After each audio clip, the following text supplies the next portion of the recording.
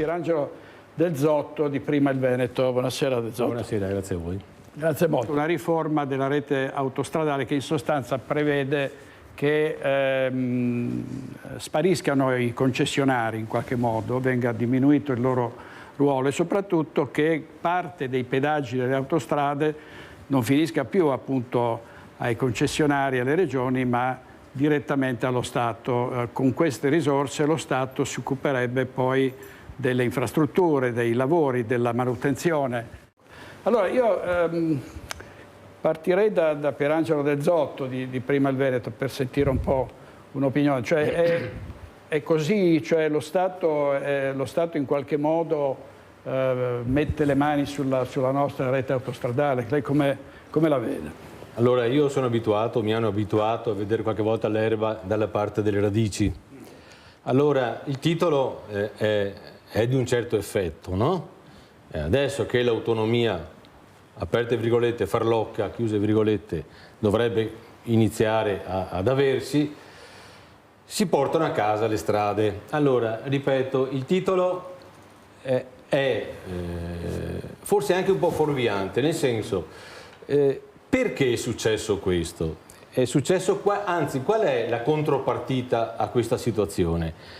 L'ha accennato lei, direttore, è che, ok, perdiamo le strade, vanno gestite a Roma, che poi con i soldi dei pedaggi faranno la manutenzione, ma naturalmente la faranno dove decideranno loro, quindi non in Veneto, ma soprattutto hanno salvato la Pedemontana. E io leggendo in fonti alternative si diceva addirittura questo regalo che Salvini fa a Zaia e lo libera dall'impasse della gestione della Pedemontana, che non si autosostiene, perché o sono stati sbagliati i conti del traffico o sono stati sbagliati i conti dei costi. Quindi voglio dire, insisto, purtroppo ormai la gente non legge più, va avanti a titoli e a immagini e a fotografie o a filmati. Il titolo è di un certo effetto, ecco, ci portano via anche le strade, poi però io dall'altra parte ho un retropensiero, hanno salvato Zaia con la Pedemontana. Telegrafico. Un teatrino, perché come dire, la riforma Calderoli è una cosa che non arriverà mai, perché i LEA, perché questo, vabbè, perché allora, quegli altri, scusami, no, ma perdonami, l'occasione, guarda, e fanno campagna elettorale, aspettiamo che le cose vadano. Allora, Del Zotto, prego. No, allora, facevo presente che io sono stato da assessore provinciale di Venezia al bilancio, l'unico assessore veneto in cabina di regia del federalismo fiscale demaniale. Eravamo arrivati alla vigilia degli decreti attuativi quando Fini ha tradito, lo sappiamo tutti, questa è storia. Bon. Sono stato più volte sindaco delle ULS, quindi conosco la sanità, ma insisto, la riforma Calderoli è una cornice che non serve a niente, perché basterebbe che le singole regioni alzassero la manina e dicessero: Stato, è nella Costituzione, mi dai questo, questo e questo. Ma cos'è successo? Che adesso mezzi propagandolo l'autonomia come la panacea di tutti i mali, quegli altri, per non scomparire politicamente, fanno la raccolta firme. Quindi un teatrino che vede questi e quelli, in realtà non servono né questi né quelli, né questi né quelli, bene, perché tanto con la riforma Calderoli non si va da nessuna parte. Perfetto. Se Qual non è la fra ricetta? 20 anni. Forse io mi sono iscritto alla Lega prima di te, forse. No, e ho forse più militanza io di te della Lega, perché sono stato espulso. Io sono stato espulso da un signore che mi fa sorridere questo. Dopo 18 anni di militanza.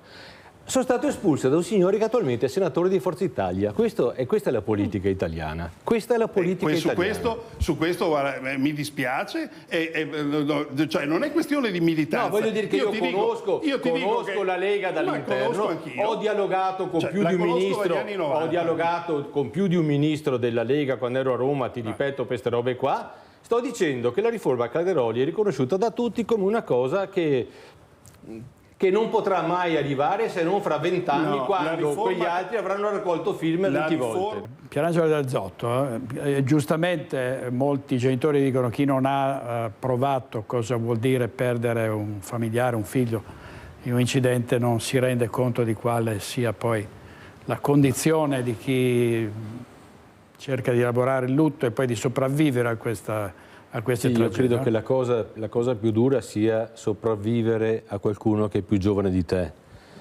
Io ho avuto un episodio quando ero in provincia con la presidente di Venezia, Pierina Guerra, non so se ti dice qualcosa, e addirittura poi è finita con un attacco di un consigliere che voleva la mia espulsione perché avevo difeso oltremodo la posizione.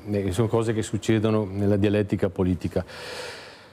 Chiaro che dentro c'è di tutto, no? C'è il malore, c'è il colpo di sonno, c'è quello che non avrebbe dovuto mettersi in viaggio stante le sue condizioni psicofisiche, e parliamo sempre di quelli che creano il danno. Poi c'è l'altra parte, quelli che lo subiscono e che non c'entrano, che è la cosa peggiore, perché voglio dire, è una lotteria, tu esci in strada e tu ti comporti bene, ma non sai come potranno comportarsi quegli altri centinaia di migliaia di macchine che sono sulla strada.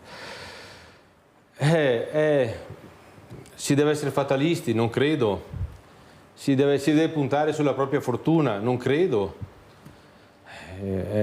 Onestamente sono impotente davanti a un fenomeno del genere, se non, e purtroppo qua è un problema, colpire pesantemente chi crea, chi provoca queste situazioni, e purtroppo da questo punto di vista in Italia non ci siamo, perché io mi ricordo l'episodio, ce l'ho presente, e scommetto che va bene, dopo 2 mesi, 3 mesi, 2 anni non è successo niente, chi l'ha provocato poverino, diventa più poverino chi provoca di non chi è stato veramente vittima, che proprio non c'entrava per nulla.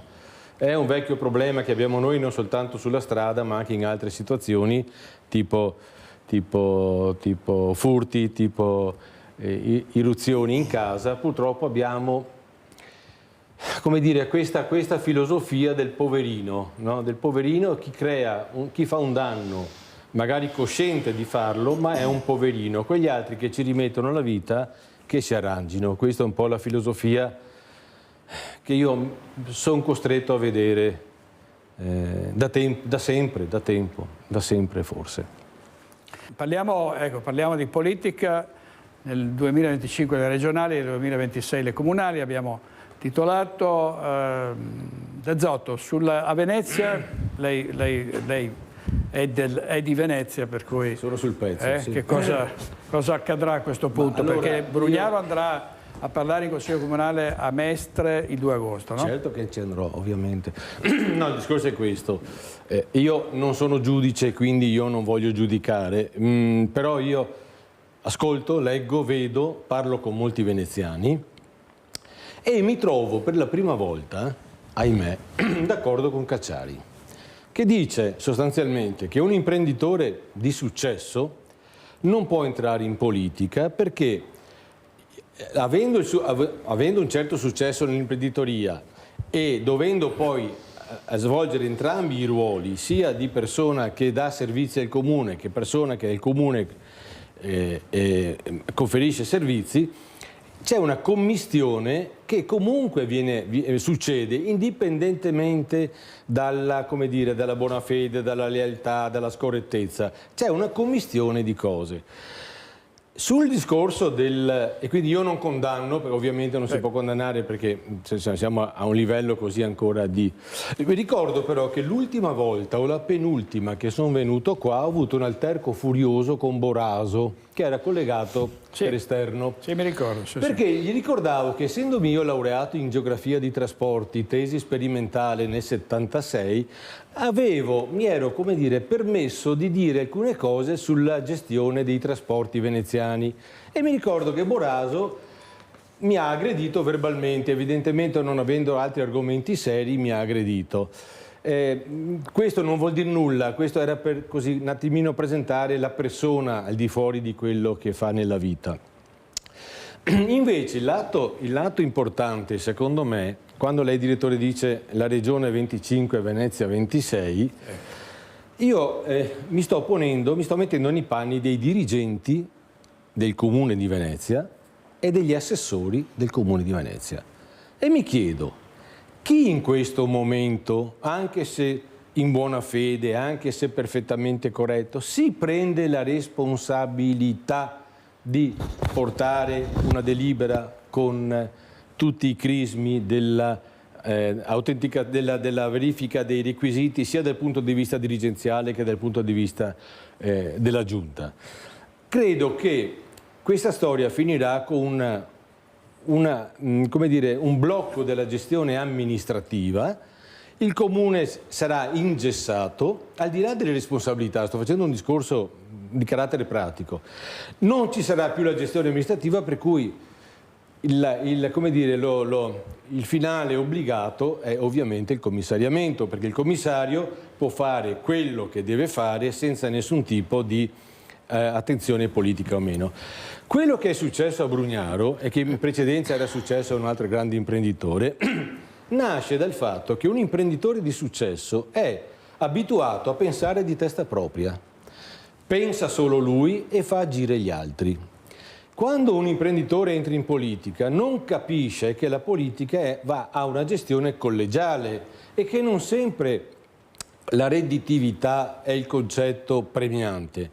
Per cui la difficoltà dell'imprenditore è che andare in giunta, capire che devi dialogare con gli assessori, capire che i consiglieri possono dare un consiglio, è organo di indirizzo, la giunta è organo esecutivo. Quindi capire le logiche della politica, che qualche volta sono lunghe, fastidiose, noiose, però un imprenditore che, ripeto, pensa di testa propria e fa quello che vuole lui, quando entra in politica capisce, non sempre capisce che non è più così, ma soprattutto c'è la commistione non voluta tra colui che presta un servizio e colui che chiede un servizio. Questo al di là di tutto quello che si legge, perché è dal 16 luglio, no? Ogni giorno ce n'è una, voglio dire, è una telenovela, ogni giorno, tra virgolette, ne avrebbe combinata una, che poi dico ne avrebbe perché appunto non sono un giudice, non ho gli elementi per giudicare e non giudico, rappresento soltanto la situazione.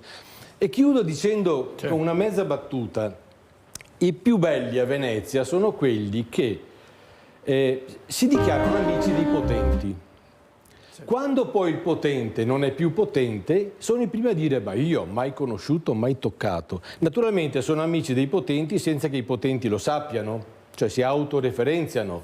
Se ci va in giro per Venezia in questo momento è tutta una critica a Brugnaro, quando fino al 15 luglio era tutto un leccaculismo. Questa è la cosa più fastidiosa, ecco, questa è umana. Quando io ero assessore, prima di diventarlo andavo da casa mia a Ca' Corneri mezz'ora, da assessore ci mettevo un'ora e mezza. Mi fermavano in 100 per strada. Uno mi diceva che bravo che sei, 99 mi chiedevano un piacere. Allora la politica è quella che ci meritiamo. Diciamo, fatto un quadro piuttosto sconfortante, ma vero. Dopo il 31 agosto del 13, che sono stato, perché poi hanno minacciato la crisi della giunta, la crisi tutti a casa, allora no, ci impiego ancora mezz'ora per andare a casa mia, ma è normale, voglio dire, no? Questo per dire che se la politica qualche volta è brutta, è perché è brutto anche chi lo alimenta la politica. E poi in generale anche non solo in politica, no? Quando si ha il potere ovviamente si viene lodati, esaltati, eccetera. Appena si perde il potere si viene scaricati. Purtroppo succede. Io ho fatto il direttore di tanti giornali, quando ero direttore avevo un certo trattamento anche dal punto di vista umano, quando tu vieni poi diciamo, sostituito da un altro direttore non ti saluta più nessuno. Questo è quello che succede, bisogna farci... Constatavo, mica mi lamentavo. Come? Constatavo, dico, non mi stavo lamentando. No, certo, ma è così, la vita è questa. Salutiamo i nostri ospiti. Pierangelo Del Zotto, prima il Veneto.